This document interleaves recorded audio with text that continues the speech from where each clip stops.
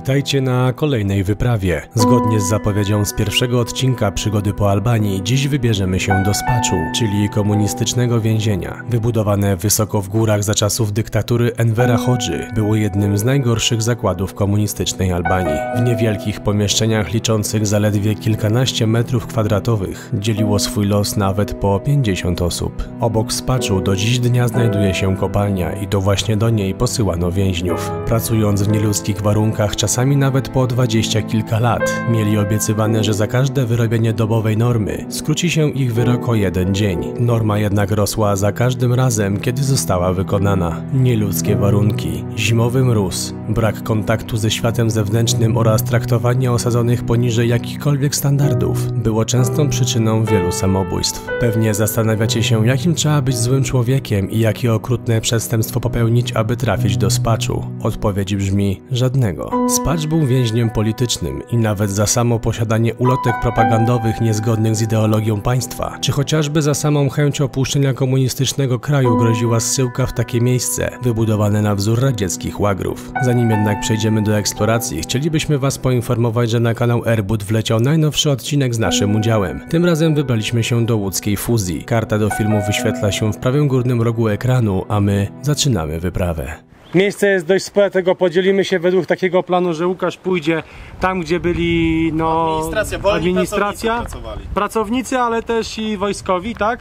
A my pójdziemy w główną część Spaczu, czyli tam. Budynki for wolnych pracowników kopalni. A czemu wolnych? Tą najcięższą katorżniczą pracę wykonywali więźniowie, ale też byli potrzebni może nie tyle co kaci, ale w sumie po części można takich nazwać, czyli strażnicy więzienni, którzy mieszkali w jednym z domów, które było normalnie prąd, ogrzewanie i woda. No i technicy, ludzie, którzy pokazywali im, co mają robić, jak robić, w jaki sposób. Ale dobra, chodźmy do pierwszego z budynków.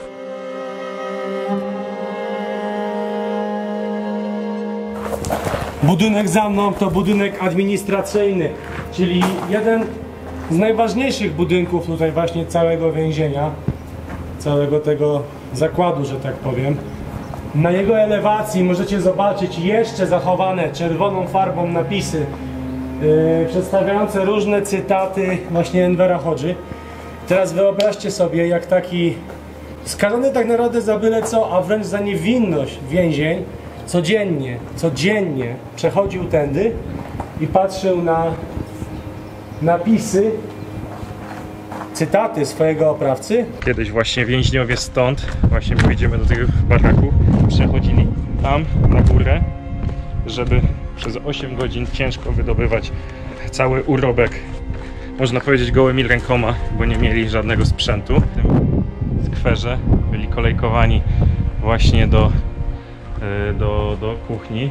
Nie wiem, czy oni je jedli tutaj, czy może je jedli już w swoich celach, które znajdowały się tam. Powiem wam, że jest to tak zrujnowane, że już naprawdę niewiele można zobaczyć. Paradoksalnie stąd piękny widok, a tam trwały ludzkie tragedie, dosłownie ludzkie tragedie. Czemu to jest takie zniszczone w takim stanie, gdzie Albańczykom powinno zależeć właśnie na tym, żeby ta historia przetrwała, żeby o tym pamiętali. W sumie chyba na początku 90 to więzienie miało zostać zniszczone przed wizytą sekretarza ONZ. Tylko właśnie, więzienie to zostało zamknięte, miało zostać zniszczone, ale ludzie byli więzieni aż do 91, do amnestii politycznej. I słuchajcie, przez wiele lat, przez 15 lat to miejsce było opuszczone, tak jak tutaj widzicie. Zresztą jest taki sławny cytat, którego chłopaki pewnie też użyją. Ludzie potrzebują pieniędzy, a nie pamiętać o zmarłych. Brutalne, ale niestety prawdziwe. I dopiero w 2007 roku to miejsce zostało zabezpieczone i przeznaczone na muzeum. To jest miejsce kontroli. Każdy więzień, który przyjeżdżał do Spaczu, w takich miejscach właśnie był poddawany, tu jest napisane, fizycznej kontroli. No po prostu przeszukaniu, tak? No i zauważcie, jesteście w takim małym pomieszczeniu, trochę to wygląda jak jedno z wejścia do bunkrów. Stoi przed tobą 2, 3, 3 strażników, no to nie ma opcji, nic nie schować, tak? To jest chyba wieża wartownicza, ale tam też są plakaty, nazwę je propagandowymi Hodży. Tu jeszcze są resztki zapisu wykonanego na takiej skale, nazwałbym to. Tam dalej też, no, w kamieniu, jakby na kamieniu są napisane. Ktoś mi dzisiaj słupa zbiera. Tutaj te slogany chorzy. A tu mamy właśnie miejsce, gdzie był strażnik, tylko on miał na tą stronę widok na ten domek i co? I na tą stronę, więc tak trochę bez sensu. Chyba, że... Aha, bo tu jest jeszcze balkon, zobaczcie. Okej. Wszystko jasne. Więc on po prostu chodził po tym balkonie. No. I właśnie stąd miał widok na cały obóz, bo główny obóz to jest tam na dole, tam gdzie właśnie chodzi Konrad. Było tutaj 4000 osób na tym całym obiekcie, od 1000 do 4000, więc takich właśnie budynków było dużo więcej. Tutaj były ich cele. I teraz chodzimy do takiej jednej. Powiem wam, że z opisu wyglądało to tak, jakby ci ludzie tutaj mieli na tyle mało miejsca, że nawet nie mieli gdzie się położyć. Więc sądzę, że taka cela była podzielona jeszcze na wiele mniejszych cel, albo one dopiero się zaczną u góry. Ewentualnie może po prostu w takiej jednej celi było od groma ludzi. Jest to kraj, który praktycznie po II wojnie światowej, w związku z tym, że nie został wyzwolony ani przez Rosjan, Związek Radziecki, ani przez siły koalicji, był praktycznie wolny. I tak naprawdę oni sami, można powiedzieć, w związku z tym, że tutaj bardzo silne bojówki działały właśnie komunistyczne, które praktycznie ciągle walczyły z faszystami, a później z nazistami. I w związku z tym oni jakby odgórnie sami sobie narzucili ten komunizm, który tutaj był. Później po śmierci Stalina i po tym referacie Chruszczowa, gdzie oczernił Stalina, Hodża powiedział w związku z tym, że on jakby budował tą swoją potęgę na myśli Stalina, Lenina i Marksa, że oni idą w złą stronę i musiał się od nich odłączyć, ale nie zrobił tego tak po prostu, ponieważ przyłączył się od razu wtedy do Chin, które również rywalizowały z Związkiem Radzieckim. Szacuje się, że 1 na 100 Albańczyków był terroryzowany przez policję polityczną Albanii i wielu wylądowało właśnie w miejscach takich jak to. 1 na 100 to jest 1% społeczeństwa, czyli to jest naprawdę bardzo duża liczba. I lądowali tutaj ludzie sprzeczni z jego ideologią, a mało tego, w pewnym momencie Hodża już zaczynał być coraz większym, szukał coraz większych spisków, teorii spiskowych. No i jego takim wielkim przeciwnikiem, bo oczywiście po rozłamie ZSRR, była Jugosławia. Cały czas myślał, że Tito wchłonie w końcu Albanię do Jugosławii. No i tak, naszył ludzi sam na siebie, że było takie powiedzenie, że na 10 Albańczyków jest 11 szpiegów. Oczywiście te zeznania były wymuszone wielokrotnie, a często ludzie, którzy po prostu, tak jak pewien więzień, którego wspomnienia czytaliśmy, jego ojciec był oficerem przed wojną w monarchii, uciekł z tego kraju, no i karę musiał odbyć syn, który spędził tutaj 20 lat. To jest coś niepojętego, 20 lat w nieludzkich warunkach. Idziemy się tutaj, cele, tak to wygląda. Tam to najprawdopodobniej to były toalety. Jakieś prysznice, toalety. I kolejna sprawa, wyobraźcie sobie, że jesteście 20 lat w takim więzieniu. Dzień w dzień robicie to samo. Ciężko jest o ciepłą wodę, umyć się. Jest upalnie przez pół roku, a potem przez kolejne pół, raczej na dłużej nawet. Jest w większości upalnie. Później jest non-stop zimno. Człowiek nie daje sobie rady. Nie wiem, kto zbił tą drabinę. O! Jest ona, jak widzicie, tak średnio stabilna. Takie drewniane, o. A tam przepaść.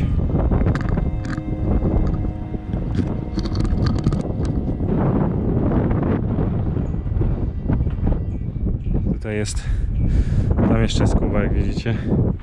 Podejdę dalej. Tam idzie Łukasz. Strasznie wieje, poczekajcie, że no po prostu nie da się być tutaj szczęśliwym, mimo to, że tu jest teraz pięknie, przez to właśnie opuszczone miejsce, które bardzo chcieliśmy wam pokazać ze względu na tą historię Albanii, ale jest to historia bardzo smutna, która no niestety właśnie w człowieku budzi taką nostalgię. Sobie pomyślę, że mimo tego, że zostaliście oskarżeni pod fałszywymi oskarżeniami, to w tym więzieniu dalej ta spirala strachu była nakręcana, bo wielu ludzi, jeżeli oskarżyło kogoś, mogło zyskać korzystniejszy wyrok. Tak samo w drugą stronę, jeżeli jakiś strażnik usłyszał, że jakiś człowiek skarży się na partię bądź warunki panujące w tym więzieniu, co jest absurdem, był ciężko bity, a często ten wyrok został mu przedłużany. I nie jesteśmy jedyni tutaj. No i tak jak wam mówiłem, Albańczycy są przyjaźni. Przejechał obok kierowca, pomachał. Ja mu odmachałem. Fajnie. Także tak, opowiadamy oczywiście historię Albanii, tą, która starą, ale nie bójcie się tego kraju. Naprawdę możecie mieć skojarzenia z Top Gear, gdzie ich pokazali jako mafiozów i bandytów. Gdzie nie jest tak. To jest naprawdę bardzo ciekawy kraj. Na pewno coś, czego nie widzieliście i póki nie jest zadeptany przez turystów, warto tu przyjechać.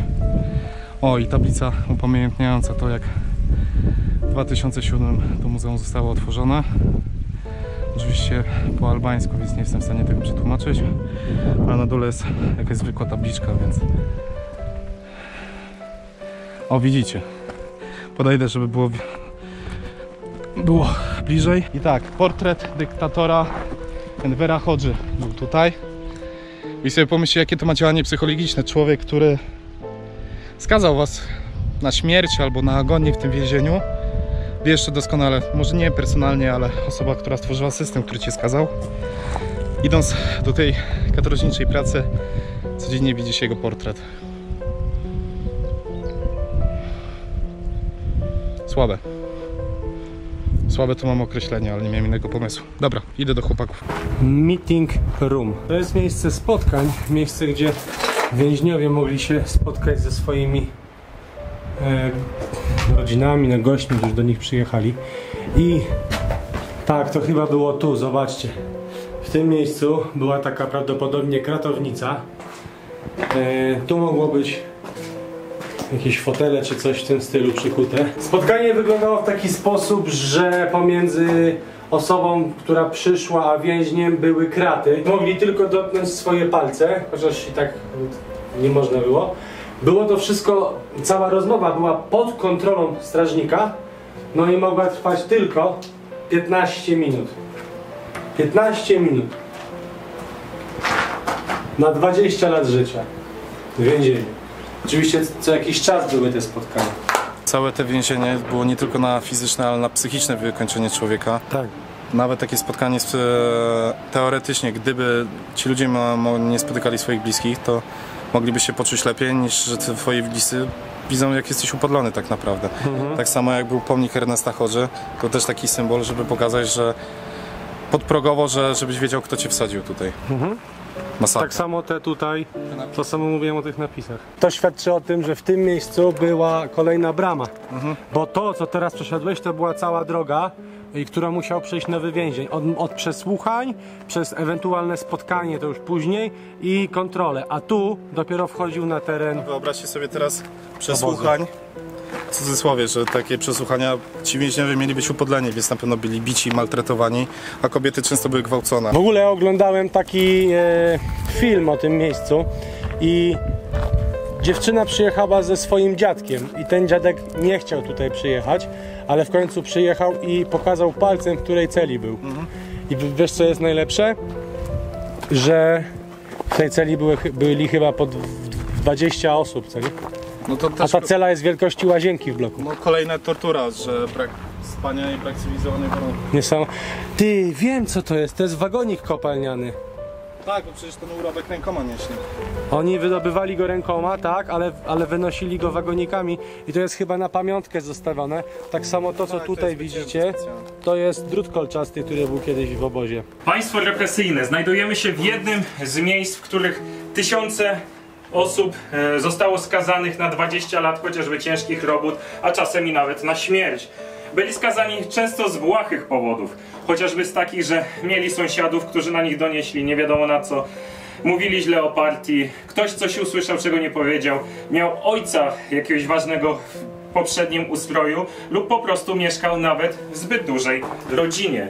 A wyglądało to dlatego, tak, że duże rodziny miało to do siebie, że często się trzymały razem, przez co państwo nie mogło sobie pozwolić na to, żeby tam się coś działo. A tutaj możecie nawet zobaczyć, niestety nie wiem co jest dalej napisane, ale jest hodża, czyli mianowicie u góry można zobaczyć inną czcionkę, jakaś myśl partyjna, pod którą podpisał się hodża, czyli ich przywódca państwowy, który skazał zresztą wszystkich ludzi.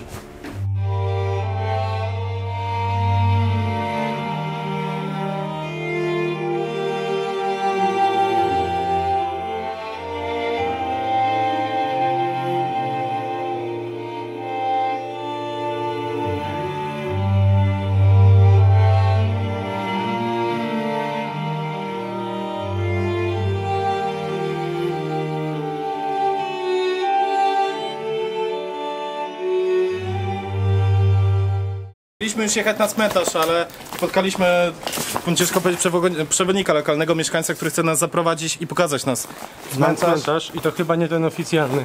Pan ma na imię Jeff. Jet, okej. Ja, tie portili umit. Jan varezate iż denorvet. A tie uvaroshin. No to jeśli koniec co na tie? A ja wiem co to jest za miejsce. Okej. Że tu ludzie spadali, tak? Nie spadali. Tam w tych krzakach jest masowy grób. Tanie tie aż nie wary hapu. Długo ciąga kto? Pan Jet wytłumaczył nam, gdzie znajduje się grób. Byliśmy trochę Zdezorientowani lekko w szoku, ale to teraz się zazębia z całą historią tego miejsca i bardzo dziękujemy. Jeżeli jakimś cudem pan to ogląda, za To jest właśnie Albania. To jest właśnie Albania. Podjechał na skuterze, nie wiadomo o co chodzi, Google Translate. Pamiętajcie, jakoś poszło.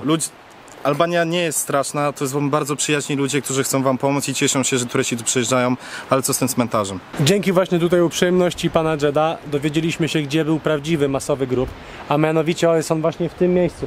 Jak jest ta łezka taka, którą widzicie, tam nawet spoglądając na dole można dostrzec takie mniejsze drzewka, jakby puste place. Właśnie w tym miejscu jest masowy grób i albo rozstrzelanych, albo ci, którzy pracując tutaj już z wycieńczenia padli. No, albo mówiąc, czaisz, gdyby nie popełnili samobójstwo, ale czaisz, gdyby on nie przyszedł, to byśmy w ogóle błądzili. No, a to jest niepozorna górka. Jeszcze zadzwonił tam do kierownictwa i że to kogoś to mówi po angielsku. Ale no w ogóle mega temat. Symbolika tak? Znowu, niepozorna górka. Tak. O masowy grób. Na tle tego masowego grobu, bo ciężko to nazwać cmentarzem, chcemy dokończyć historię ludzi, którzy jednak wyszli na wolność, bo niektórym się udało. No niestety ta historia happy endu nie ma. Większość z nich miała otrzymać odszkodowania bądź renty.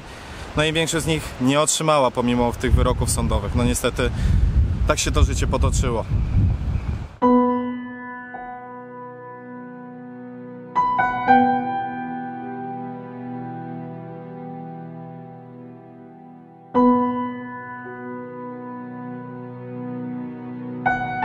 Ten odcinek się kończy, ale to nie jest koniec naszej albańskiej serii, więc zapraszamy na następne wyprawy, no i co?